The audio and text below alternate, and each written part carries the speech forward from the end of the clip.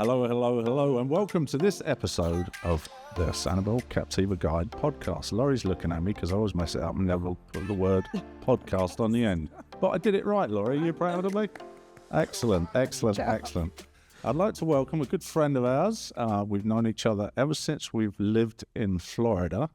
And I actually worked for Krista for a couple of weeks when I first moved here. I was going to say just a few weeks, very briefly. So we've lived pretty much parallel lives, but this is Krista. She has a business, a great photography business called Impressions Photography.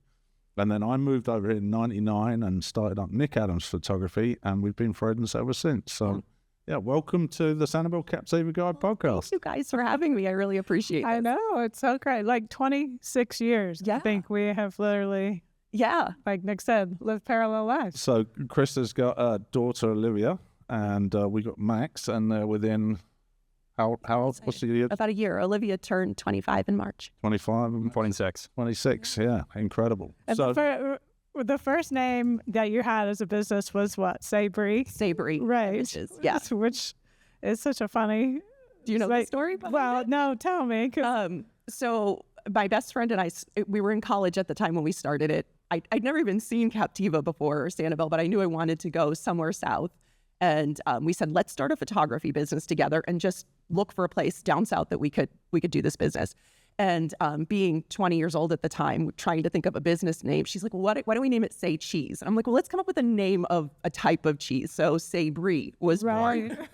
So that's the story. And it is funny that people thought it was like one of our last names or that it was some fancy French term. Yes, it's literally Say Cheese. just Say Cheese. That's cute.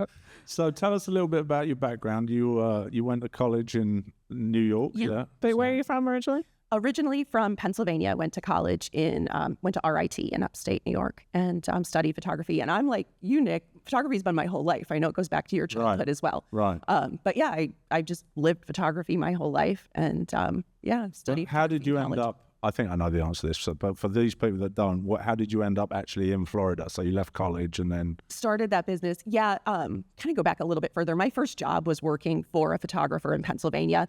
It was a resort in the Pocono Mountains, like a tourist. That's where they do the champagne glasses and you sit in the honeymoon suites. Exactly. Okay, yeah. Is that like Dirty Dancing or they like a Pocono? Exactly, like Dirty Dancing. Right, okay. And the same families would come there every year, summer after summer. And the photographer that I worked for had a contract with this hotel to go there a couple days a week and just take photos of all of the guests, and they would line up. There would be, and this was before you could hand someone your phone too. Right. So it was special for these families to have these family photographs. So I would go there 2 nights a week and just with my camera and one after another, take photos of these families. And then started that when I was like 15, maybe 14, 15. I was pretty young. Did that summers through college even, so years did this. And towards the end of my career in college, I'm about to get my bachelor's degree. I need a real job now. And as it turns out, there's not a lot of, here's a full-time job for a photographer out there. 9-0. Yeah, that's not a thing. You really need to start. Believe me, I looked everywhere. Yeah. Until I realized now that I did too. Yeah, I was applying at the ad agencies and all over. Realized this isn't an easy job to just grab one. Right. So I said to my best friend, who was a photography student as well, and going through the same thing, I said, why don't we do what my boss did in the Poconos, but go somewhere south where we can do it year round? And she was like, okay, great. So at 20 years old, we got together with some friends that were in the graphic design program, some friends in the marketing program. We came up with all of this fancy marketing material that looked like we were this big like you knew what you were doing. Like we knew what we were doing. Sent it out to a bunch of giant hotels, like big corporations, pretending like we weren't 20 years old. Right. And South Seas jumped on it. South Seas Plantation. On Captiva. And they said, come on down, we'll meet with you. So we did, I think, 3 different meetings. We flew down from upstate New York, where I was, 3 separate times before they signed the contract with us and said, yeah, come on down. And it really, right off the bat, within a week, was working exactly how it worked in the Poconos, where we just put out ads at check-in and little postcards that went in the rooms, and people would line up, and we would do photo after photo after photo of families a couple nights a week, and that just brought me here. So I always say Captiva picked me. I didn't pick Captiva. Right. And this is so far back that I remember when Nick worked for you for a couple of weeks, we actually had to print out the 5x7s, and then we had like a poster, like a billboard that we would pin them on and take them back to the resort. Just like a cruise ship. Well, you know how that works on a cruise ship. Yeah. That was my background. Cruise ship, cruise ship photography. So the same sort of photography, really. But it's basically getting families together that are on vacation. And here we are, all this time later. Yes. You know what's funny about that is we're still both working out at South Seas, I'm sure, at the moment, doing families. They're few and far between at the moment. But it's amazing how the places have changed hands and all these. We've seen everything develop over the years, and we're still here. Yes. There's not many people that are still there, but we are. That's exactly. We're the last two standing. I think. Why does it not feel like a positive? I know.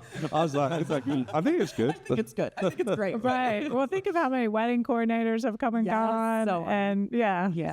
And resorts still. I mean, Castabel used to be a huge resort for both of you. Weddings, and they're still trying to get back on their feet.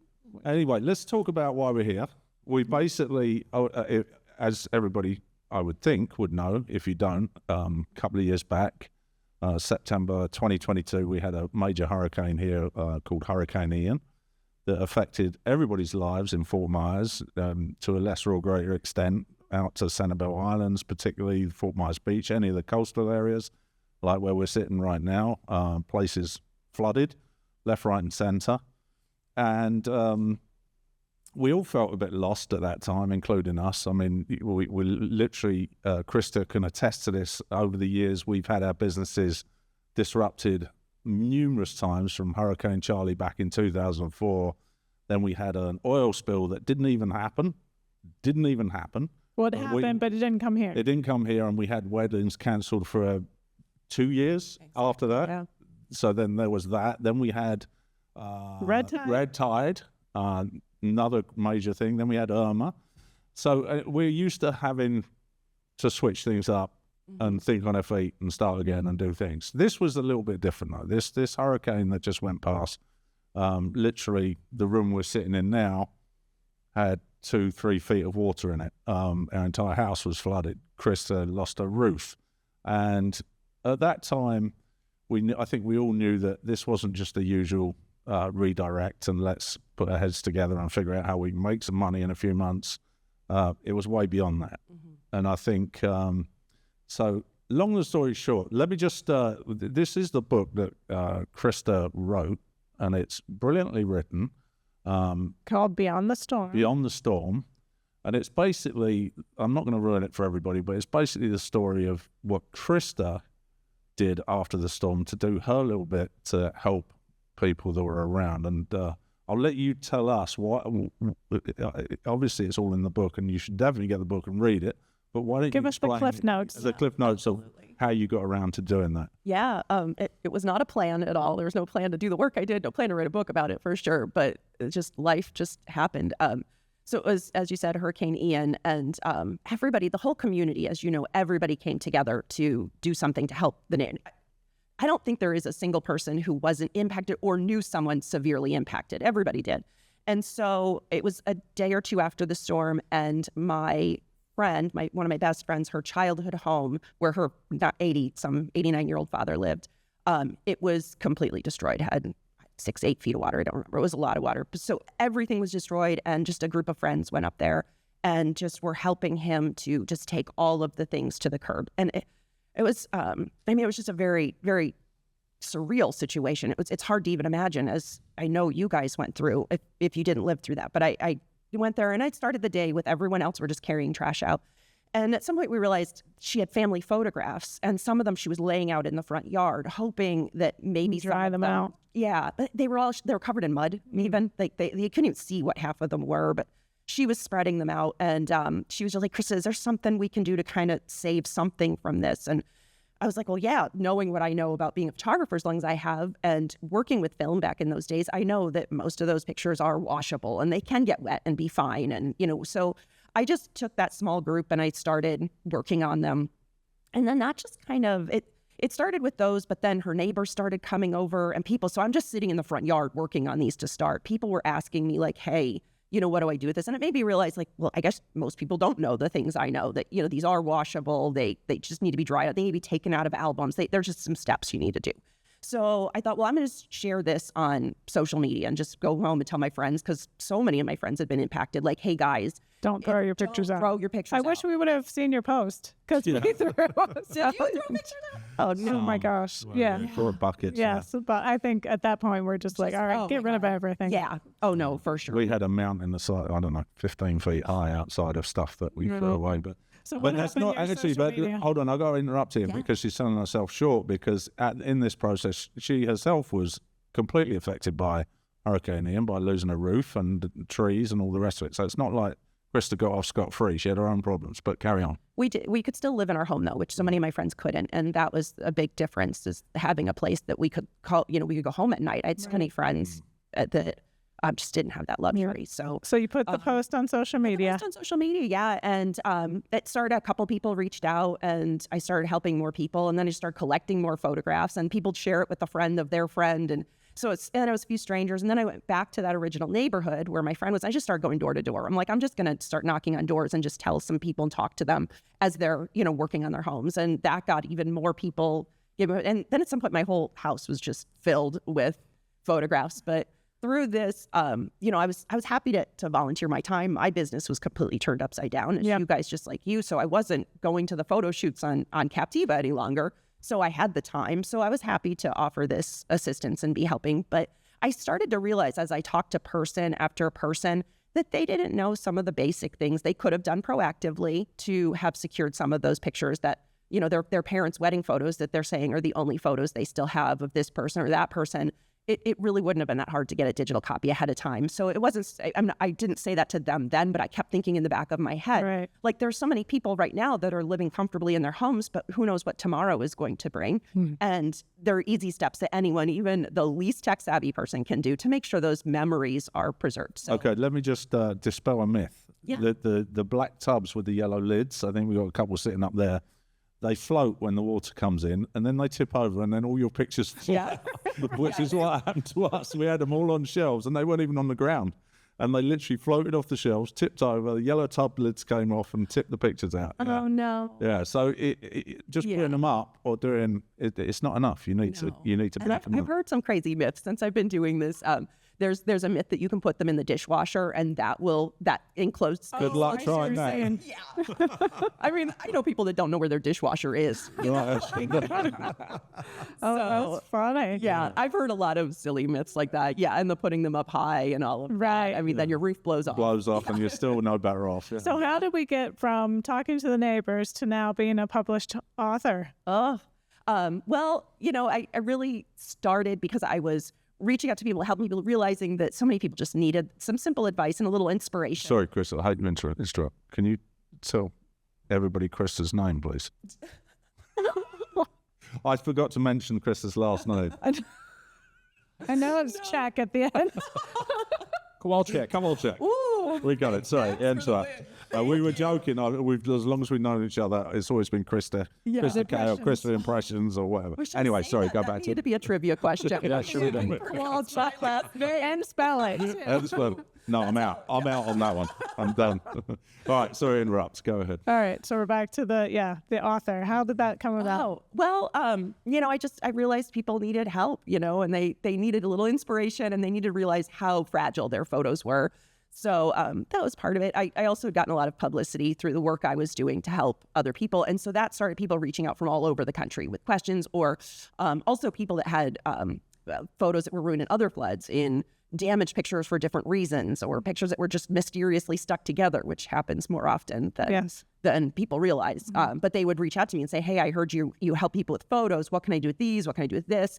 And it just kind of started to evolve into something where I'm like, this information needs to be out there. And I literally I searched for a book. I'm like, well, somewhere there's got to be a book.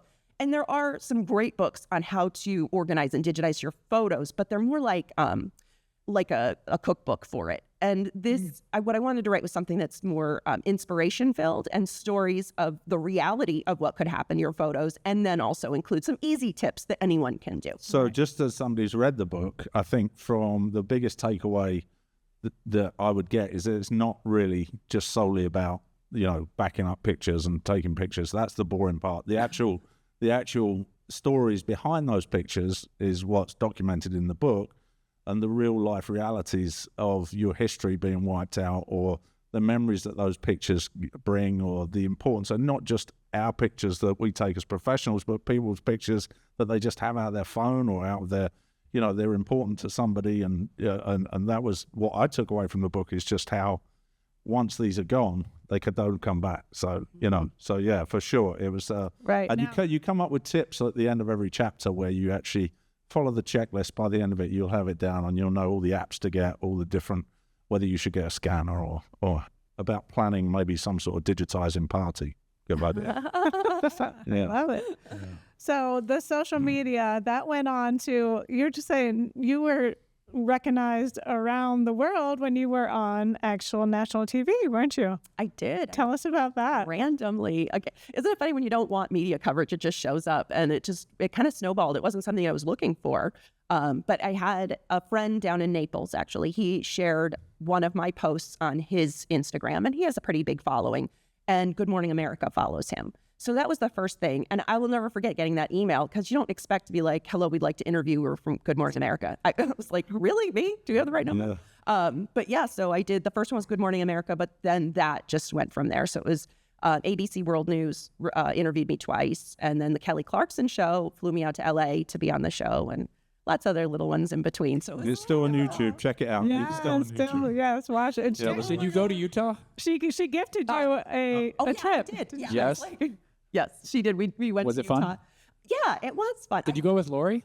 Yeah, no, actually I didn't go with Lori. Yeah. Okay, so if you're not going to know that after she went on the show, the Kelly Clarkson surprised one of the people. Yeah. There's a person called Lori who's in the book, who Krista did some photo recovery for. They were both on the show. And the Kelly Clarkson show gave you a trip to Utah for 4 days, all paid and everything. Yeah. Max just piped up then, did you go? So that was where, that was the backstory to why he's asking. It took me a minute to think, Utah, did I go to Utah?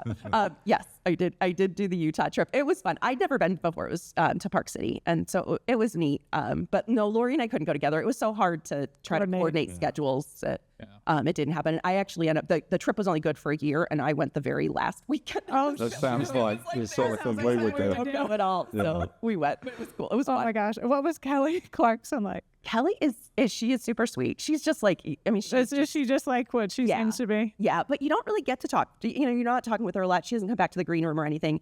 And it is just right down to the minute, like go, next.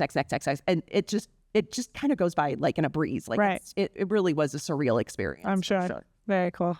Yeah, cool. I bet it's incredible. How long after the hurricane was that interview? The Kelly Clarkson show? Yeah. So can I go back? Good Morning America was within a week or two. And then maybe let's say 2 weeks, maybe. And then ABC World News was right after that. And then there was a whole bunch of other, the Weather Channel, Fox Weather. There were several things in between. Kelly Clarkson's people had reached out to me pretty early, like I want to say like the end of October maybe. And they were like, hey, we want to maybe do an interview. Just keep your schedule open for the next week or two. And I was like, okay. They didn't have me come until the end of March. So I kind of was like keeping my schedule open. For 6 months. But you would, as you would. Yeah, right. I was like, so I was like trying not to take anything big, like event-wise or going anywhere, traveling. I was trying to like kind of like keep everything I did. Like I saw my friends would tell you, everything was like, I can't let you know until the day before. Right. Right. Don't want to plan anything. And it did work when they did finally have me come out. It was the end of March, and it was on like a week's notice. They were like, okay, we found the point in the schedule where you're going to fit in. It'll be next week. We're going to, we'll get you a flight. You'll get in this day. The next morning you record, and then we fly you out that afternoon. Oh, wow. So it is really? Go. Yeah. Really? Wow. Wow. So, and the power of social media, talk about the school that ended up helping you. I love this school so much. I actually still keep in touch with some of the so students, we'll tell the backstory of that. Okay, I will tell the story. Okay. So after being on ABC World News, there's a Photoshop teacher, Lisa Toto is her name, in Connecticut, and she had seen the show on ABC World News saying that I was helping to restore people's photos. And she thought, well, my students do Photoshop work. Maybe they could, do some of this work for them. So she emailed me and was like, hey, if you emailed or digitally sent me these photos that have damage, my students can digitally restore them. And I was like, well, that's cool. So so I started sending them pictures, and for a couple weeks, it was their school it was their Photoshop project. But then she got back to her regular curriculum and told the kids, if you want to keep doing these photos, you can do it for extra credit. And they did, like literally did hundreds of photos Really? for extra credit. Yeah. All of the, I mean, just such a great group of kids. Yeah. And so since most of them that I worked with have graduated, they're off to college now, but I still they'll message me on Instagram or stuff and we still keep in touch. And I'm that's awesome. hoping to go back. I'm going to be up north this summer, so I'm hoping to go back to Connecticut. I did go up there and meet them at one point, which was cool. Did? Yeah, that was really neat. And I'm going to go up to Connecticut this summer, hopefully, and do like a book signing and kind of a get together. And you had a plaque made for them for thanking them, didn't you? That was cool. That was, that is so cool. Yeah, I love it. And I'm sure those kids will remember it. Well, I think so. I mean, And you talked about, sorry, I didn't mean to cut you off. Okay. No, I just remember we used to sit in the lab, you were talking about, and this is a little behind your scenes for photographers here, but in the book, Krista talks about where you see these family pictures and you get maybe numb by it a bit, or you're making up stories, or I wonder what his backstory was, or literally when we were on cruise ships, we would sit in a dark lab all hours of the morning. I mean, literally we wouldn't finish sometimes till 10, 11 p.m. and we'd be up till 3, 4 a.m. printing or doing whatever. And we would literally sit there discussing, I wonder what he did. I wonder what's this? I wonder, Why are they together? Yeah. So it opens up. You feel like actually, Laurie has even gone to the extent where she's actually recognized people in supermarkets, said hi, but all she's ever done is seen our pictures, seen the pictures I've taken of them over the years, and they had no idea who Laurie was. Right. Really funny. Yeah. But so you do get involved. That's the only point I was making. It's like incredible. And this was different, helping people with their photos, because over the years I've had this backstage pass where I'm going into weddings like we do, and you get to be a part of people's lives, and you're a part of their pictures and their memories, and that's always been amazing for me. I love that. But this was interesting where I was going into the lives of some people that aren't even with us any longer. It was family photos going back, 50, 80 years, or some much longer. But who was the CB guy? The CB guy. He was it was an old military picture. Yes, that's on my desk. I love that. Is it? Photo. Yeah. So one of the pictures that. Yeah, it's you actually did some research into this guy who the family member didn't even know. No.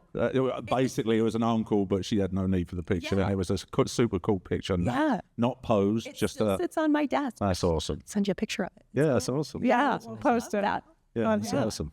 All right, well, don't give away all. I won't give away all because there's so many cool parts of it. It's just it's a book about humanity, and it's a book about doing something when Krista stepped out of the book, out the box, and did something that she could do, and everybody really appreciated it. And I think that's an amazing thing that you did. Yeah. It was way better than we were doing because we were slinging hammers about. Right, exactly. You guys are in the middle of it. Yeah, we were, for sure. But anyway, so the book is called Beyond the Storm, and where is it available? So it's published through Library Tales Publishing, which is distributed by Simon & Schuster. So most places, it's all over, I guess. It's anywhere you can buy a book online for sure. And then bookstores, I'm not sure. Publisher, Simon & Schuster. It's at places, I don't know. Right. Oh. And locally, you've been doing some book signings. I know you did some downtown Fort Myers. Yes, that was, Do you have any more coming up?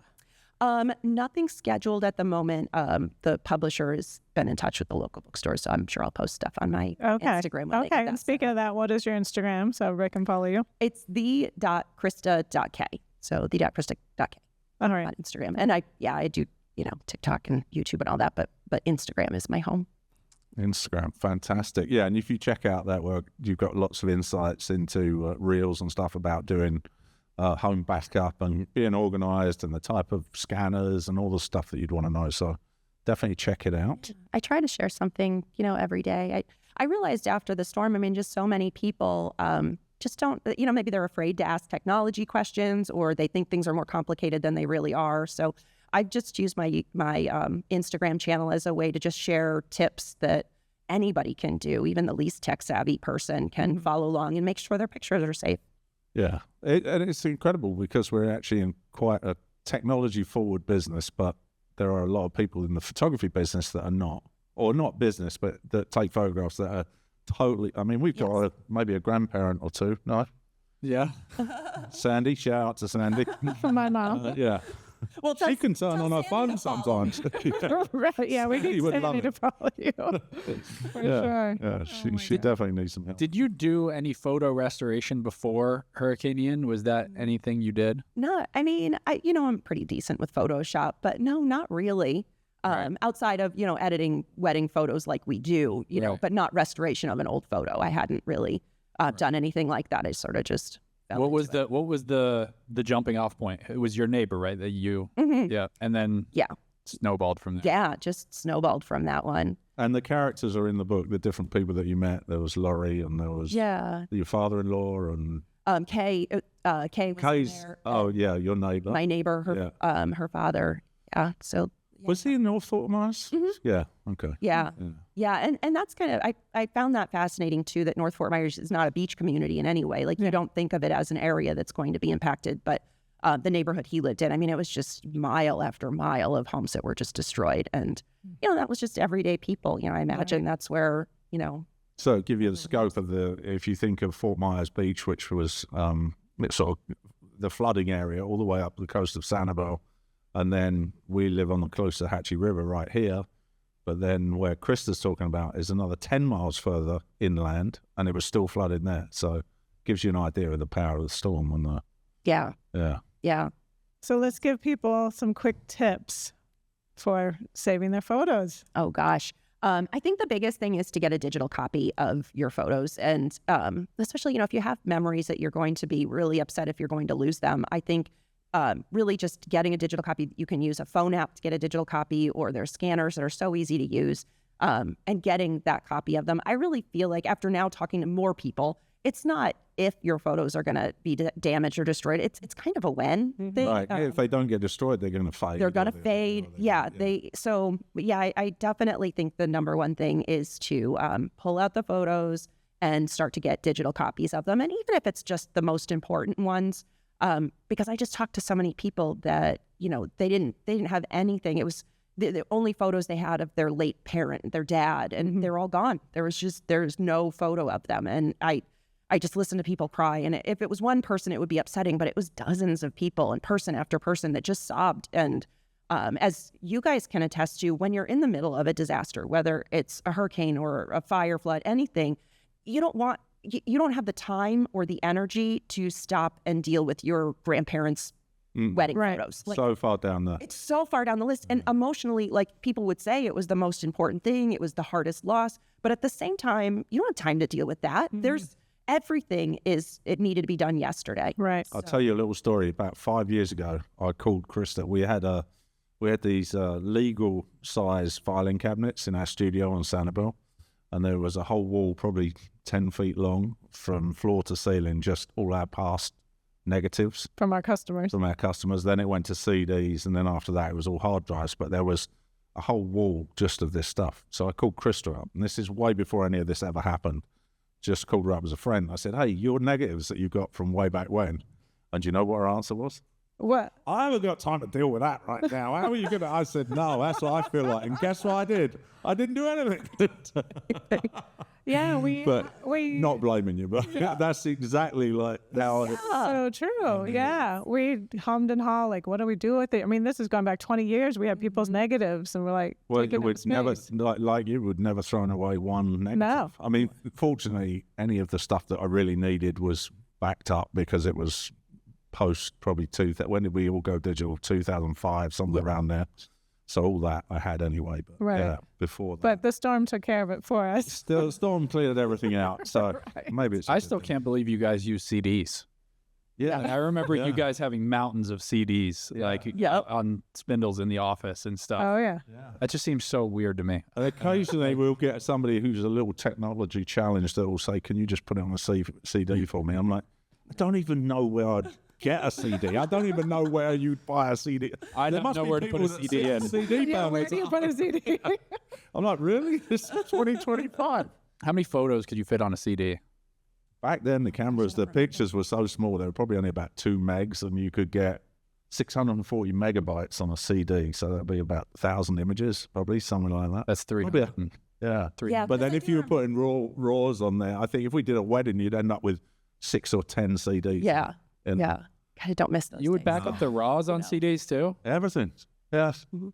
And then we would. Then it went to DVDs, and then that was more painful because instead of it taking 20 minutes to burn a CD, now it would take 40 minutes to burn a DVD, but you could get 5 times the info on it. So, yeah. Yeah.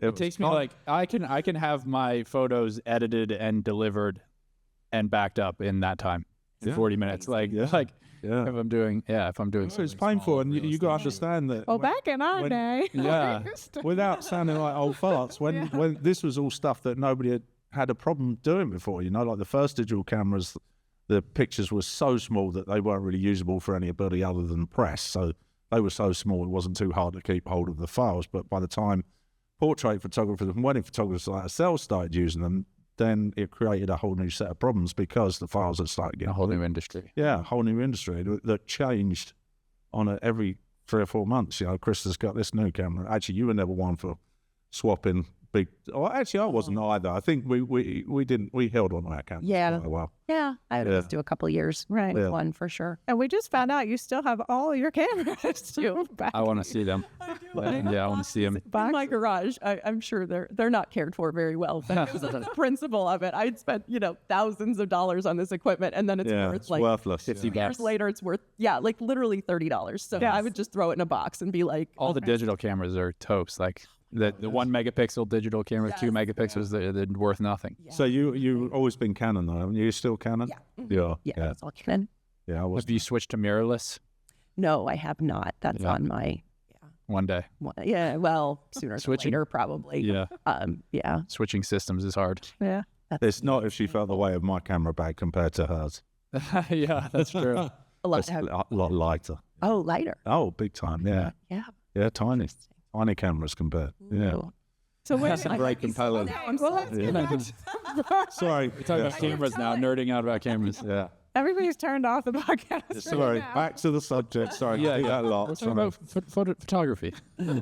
Adjacent. All right, now you have the book. Where do you go from here? Are you speaking? Gosh, are you? Yeah.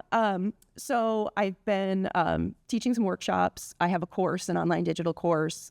So I'm just trying to get the word out as much as I can to help people, just everyday people, to get those photos digitized. And the courses or the workshops I've done in person have gone pretty well. The next one we're going to do is on a cruise. So going into the old cruise world. Cool. Yeah. So that's in February, but I think it's going to be fun. Right. So if anybody out there has an organization or an organization that needs a speaker, reach out. Absolutely. Yeah, there you go. Krista.K. Yes. Oh, you got it. Thank you. And actually, Krista made a couple of great points. I think for me personally, being a photographer, I think I've always had the mindset of how are we going to scan these in a quality that becomes of a photographer. And you always put it off because you think, oh, my scanner's not good enough, or it's too slow, and she makes a really good point in the book about just grab a phone, because literally, if that's all you've got, and let's face it, a picture from 40 years ago, the quality is not great anyway. So if you take a picture of a phone, it's probably better than it was before, and at least you have something. So it's better than nothing. It's better. It kind of makes you realize you're kind of silly not to. And so I was with you on that. I was totally like, you need a quality scanner. Like that's just what needs to happen, until the hurricane, where I realized that the photos people were so upset about were not things they needed a quality scan of. They weren't even things that were going to be passed down. Right. They're probably out of focus. They're overexposed. But it was the memory. It was a birthday party 20 years ago, and there's pictures of grandma with the cake and stuff. But they wanted to have those photos. Or even I had one woman that it was her honeymoon photos. She had never done anything with these pictures. She had a stack of them, and it was all of the candid pictures from her honeymoon. Now, those aren't really being passed down. Or blown up and put on your wall. You're not blowing them up. You're not passing them down. They're simply, which I believe a lot of photos are just holding our memories. And as we age and we want to look back at these photos, we want to know they're there. And it was just really sad for people to realize that those memories are now gone. And when that's the case, why we don't need some crazy scanner to make sure that it's the best quality, when a phone scan will hold that memory the same way. It's way down the priority list when you've lost that picture. Is the quality. I mean, we literally sitting over there flashing right now as I'm looking at it. We have a digital filing cabinet, so all our mail that comes in gets scanned straight away, and we pitch all the paper. Sorry, we'll go paperless one day. And then, we go paperless, but people still send us things. And I was looking on that the other day, and it's actually got a photo element to it where you can just drop in a bunch of 4x6s and it spits them out. So it's kind of the same thing. It's a scan snap, Fuji scan snap. It's more meant for office things, but it does pictures. And it's pretty much the same as the one you recommend, except that one's a dedicated photo scanner, which is made by Epson. I use the Epson fast photo. I haven't seen anything as fast as this. Once you see this thing in action, it's fun. Oh, really? It's so fun to use. I don't need another. Yeah. We need one, Max. Yeah. We need one. Amazon. You know the scanner? No. It's called the Epson Fast Photo, and you take those old. We'll pull up a picture of one. Yeah, share because I think everybody needs the scanner. But you take an envelope full of old 4x6 pictures, you stick the envelope in, and it scans them all within seconds. And you could just keep feeding. You could put 50 pictures in at a time, and it scans them in a minute. Really? So if you have boxes of old photos that so many people do, you can scan entire shoebox in 10 minutes. So, Which brings me to the point of an interesting fact. I'm watching a video of it. It's fast. Okay. it's really cool. I love it. Okay, let's talk about the most interesting fact from your book. If you lay, how many 4x6s end to end? Max has probably got it. I don't remember, Max. You might have to look this up. Okay, you guess, Nick. Oh. How many 4x6s would you have to lay end to end to get a mile? It was 10,170. I think it was 10,560. Oh my gosh, I'm on the spot. I wrote the book. I don't remember the exact number, crazy? but yeah, that's a lot of. Yeah. 1 mile. But do you think I probably have 10,000 pictures on my phone right now? If I have a Most people mile, do. yes, Isn't I have that a mile crazy? worth of pictures on my phone. I think you said you had 50,000 on yours, did you? Right now, yeah, probably about 50,000. What sort of phone you got? Is it like this big? Or a suitcase. You get that many pictures on a phone? When I got my last one, I want the 400 terabyte. Right. Give it to me. I know I love photos, and I do. Give me the totally worth biggest. investing. I will take it all. Yeah. You know what it is, and you guys can really relate to this, I think. Back in the day, we spent a lot of money on film and processing film, and it was an investment to take pictures and have pictures. And I think it's still an investment to take pictures and have pictures because you need to back them up. And storage isn't free, and you need to have, an external hard drive, and you need to have these different ways to keep your photos safe. But everybody always calls me or they'll message me and say, how can I do this for free? And I'm like, well, photo's not free. Like you have to, if you love pictures and you want them to stay around, I think you need to put a little bit of an investment in it. Mm-hmm. And an investment in time. What people don't realize is us as professional photographers are taking 50 pictures to get one great one. Maybe a bit of a higher hit rate than that, but you don't need to keep everything. Krista made a great point about, you don't need all the screenshots. You don't need the selfies. You need the ones that are important to you. And you should... And it's important that you actually do get rid of them and don't keep. Yeah. Because otherwise, if you go back to look at great pictures, you'll get in a mire of all this other nonsense and you won't even get to where you want to get to. Yeah. And you actually, unlike most people, actually print yours out. I do. Now, which is good. That's inspired me. I think I might start doing it. We need to get another printer, don't we? I want to print some stuff. I've never printed a picture that I've taken ever. Yeah. And I've been a professional photographer for 3 years and never once printed anything. That's sad. I think that's the craziest fact to come out of this whole episode. I just bought my first camera like a month ago. Well, he's fortunate that every single camera in here, they were actually brand new, but Max has used them so much in the last 3 years, they're nearly worn out. So he's been fortunate enough to now he's just bought a camera. But he's finding out how much it costs to take film pictures because he's a big time film. I'm a big film photography nerd. What's your YouTube channel, Max? Max Adams. Very creative. Very creative. I wanted to shout out Creative Photo because they will do photo restoration. They'll do scanning. Like if there's something that you really want, a really high end picture that you really want, if one family picture or something, they'll do restoration. And so there's plenty of stuff you can do it alone, but if you don't think that you can do it yourself, you can take it to Creative Photo and they do a local lab in Fort Myers. And they also take mail-in. Yeah, they take mail-in, so they'll do restoration, they'll do scanning, they'll do digitizing, they do tapes into USB sticks. So like if you have old videotapes and stuff, so tape transfer. Although everything you can do yourself, if you really want somebody else to do it, you can do it there. Yeah, and that's the same lab that Krista and I used in our film days, and that's what I used too. And he started to use it. He's starting the circle again.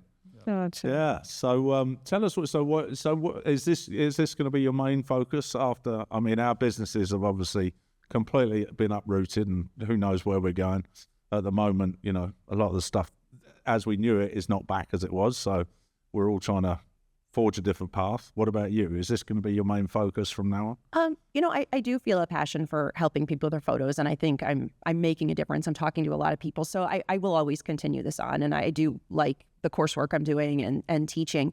But I think you'd probably agree with this. I mean, once you're a photographer, it's in your heart. You're never not one. You're never not. There's no retiring from being a photographer. No, and as you guys know, like the families and the weddings on Sanibel and Captiva, they're just amazing, and it's really cool to be a part of that. So, so if you're coming down here getting married, reach out to Krista. Yeah, I don't do weddings anymore, but not at all. No. But I did. Tired. I do. What you said about a lot of the people that are no longer there that you found, like Jessica, who somebody we've known for 20 odd years, and she was saying when Krista was saying when she wrote a book, Jessica from Sanibel, for example, I just found out that she'd gone. You know how I found out? I found out about reading your book. I didn't know she'd even left town. Yeah, so it's like, it is sad, all these people that have had to find new jobs and had to move on in the area. Yeah. But saying all that, this area is coming back. We're coming up to 3 years in September of Hurricane Ian, and we are... Well, there's going to be a lot of improvement. There was a lot of, and this, don't take this the wrong way, but there were some buildings that were past their sell-by date anyway, and I think, although it would have been better if it didn't happen, it's going to come back better and stronger. I really believe it. And some of the new resorts that are coming back, which are going to be safe from hurricanes, they're going to be built at the right level, and they look absolutely stunning and amazing. Really? It does. Every day it seems like I'm getting another notification. Something else is opening. Yeah. Right. I think Sanibel, at the time you wrote the book, you were saying you didn't know when it's coming back, but I think they've even given an estimated opening in the end. Right. Yeah. I think they're talking about. Yeah. Let's not say it now, but because things keep changing. But last I heard was kind of August time. And I just made a list. The restaurants. How many restaurants do you think are open now on Sanibel? You stunned me. What do you think, Krista? So Laurie, on the Sandcap Guide, Laurie's always been good about giving people a shout out when their businesses came back. So she's checked it every week. So yes, we now have 45 restaurants are open on Sanibel and Captiva. Yeah, which is crazy. Yeah, isn't that great? Yeah. I know. And a couple of the big ones opened up. The Lazy Flamingo opened up last week. Right. Key Lime Bistro. Key Lime Bistro just opened up. The Bubble Room seems to be. Are they? No, they're not. No. Yeah, I saw hinting at it. some hinting. Yes. I was I like, think the Emporium's open, isn't it? Yeah. Well, yeah. I thought Bubble Room was supposed to open up in like May. Yeah, it was pushed back. They have a Facebook page you can follow. Yeah, and then Mucky Duck they've reluctantly put out a date, but they're not sticking by it. They did a press release, but but it is coming back. So make your vacation plans. Come down, have a wedding down here. Get your family portraits taken. So you know what would be a good thing to do, as we're photographers and we'll always be photographers. We should go out on Max does things that we used to do that we probably don't do anymore. It's like photo walks and things like that. oh yeah. There's one that's this Sunday. Oh, get out. Yeah. So we should get the OGs back together and go out. Push me around. Be like when I was a kid. Well, back in my day. Actually, we went. Every time my dad comes around all of my young film photography nerd friends, he's like talking about every camera that he's ever used, and everyone's like, "Oh, you used that back in the day?" Like, yeah, he's like become like a god. Yeah, the antique camera god. Max bought me. Did you ever have a camera that you always lusted after as a kid and never got? Mine was the Pentax Asheye 6x7, and the only reason I wanted it was because my uncle earned his living from it. He was a studio photographer in the West End of London. He photographed every single celebrity right up till the mid-'80s when he passed away. But he always used the Pentax Asheye, and so I've nerded out. But it wasn't technically that good. It wasn't. Oh, Max got it. Here we go. Oh, get out. So it wasn't technically that good. It only shutter syncs at 30th of a second, which Too much technical. But basically, it's not a very practical camera to use. To pick it up. It's very heavy. But anyway, I always wanted it, never bought it, and the shutter on it is sounds amazing. It absolutely sounds amazing. So was it Christmas? No, it was your Father's Day last year. He Max put a pillow over my head. Blindfolded Blindfolded me. It was me. a blanket, but it was supposed to be a blindfold. He came up behind me and he was cranking the shutter and pressing the button. He goes, "What camera is this?" And within about 3 clicks of the shutter, I said, "It's a Pentax Asheye 6.7." And they bought it for me for my birthday or for Father's Day. So yeah, coolest thing ever. So we've been having fun shooting that. So yeah. Well, you got a new lens too. I got Father's Day. this Father's Day. Max got me a wide-angle lens for it, so we're going to go out and do some shooting with it. Fun. Yeah, I like to use it too. So Yeah. it was a big gift. it's really his camera. Awesome. Max, have you got any trivia for I us? do. I do have some Oh trivia. gosh. Okay. All right, here's your paddle. We're official here at the Sanibel Captiva Guide. All right. Have you got a pen? Yeah. All right, so Max is going to read the question. You write your answer down, and then we'll see who wins. All right, we're ready. All right. Question number 1. Spell Kowalczyk. No. No. I've got it right now. Kowalc. You did not just look it up, did you? It's right in front of us. Look. Oh my God, this was going to be funny. You ruined it. Thank you for that one. Oh man, I was excited to see your real spelling. Mom, have you seen it? Well, Oh, you look. It's right here. You guys cheating. Sorry, Max. Okay, I only have 2 I know more you wanted to questions. ridicule You your just father. devastated me. All right, I only have 2 more questions then. All right, Krista's original company was called Say Brie, a play on Say Cheese. In what country is Brie cheese from? Okay, Max, you're underestimating us all here. I was just excited to see you try to spell Kowalczyk. Actually, Dad, you go first. France. I said France. France. 3 points on the board. It is France. Northern France. Oh, I got nervous. Okay. All right, Last one. last question. This might be a tie all round. We'll see. No, it's With not. another question. No, you're not. This is closest gets it. Okay. Spell Kowalczyk backwards. Yeah. With your eyes closed. Hurricane Ian took people's photos, but it also took much more. How much is the estimated cost of the total damage caused by Hurricane Ian? Oh, gosh. Oh, that was in your book too, I think. Yeah, I don't remember. I didn't find it in the book, so if it's written in the book, it is. It might be a different number than what I found online. All right. So closest, just closest, not without going over and all that silliness. Whoever's the closest. Okay. Okay, I have my answer. I'm going to laugh if I pick Krista. 2.3 billion. I put 2.1 billion. I put 1.5 billion. Dad is the closest, but you were all over $100 billion off. Oh, It said $112 billion. Billion. 112. Really? Yeah, so I don't know if I could give a point for that. 100, no, well, Krista got it right then. 112. I said 300 No, she said 1.5. billion. 1 billion. 1 billion. He's saying 100 billion. 100 billion. Oh, gotcha. You said 2. Oh, yeah. I do Got write it. about this in the book, and I kind of tell the story of how like it's one of those numbers that's just too big. Too big to understand. I Yeah. don't even so I've just proven myself right. It's Okay. a number that's just. So does that mean I'm the winner of the trivia? This never happens, Krista. You never have. First. I'm gonna. Did I lose at my own trivia? Yes, you did, Krista. And Nick I never will- wins. No, Laurie normally wins. I will All other guests, but never me. I want to cover my bases. I will say I found that answer on the first Google search, the first answer. So it could be completely Okay. made up, but Oh, guys. Right. But yeah, Nick had the highest answer, so we'll go with you. yeah, Nick. but you're off by 100 billion, but Good job. that's enough. Okay, and then make sure you reach out to Krista one more time. What's your Instagram? Instagram is the.krista.k, but website is thekristak.com. And any of your photography needs, you need a family portrait, wedding, go and see Krista. Awesome. Thanks very much for having you. Yeah.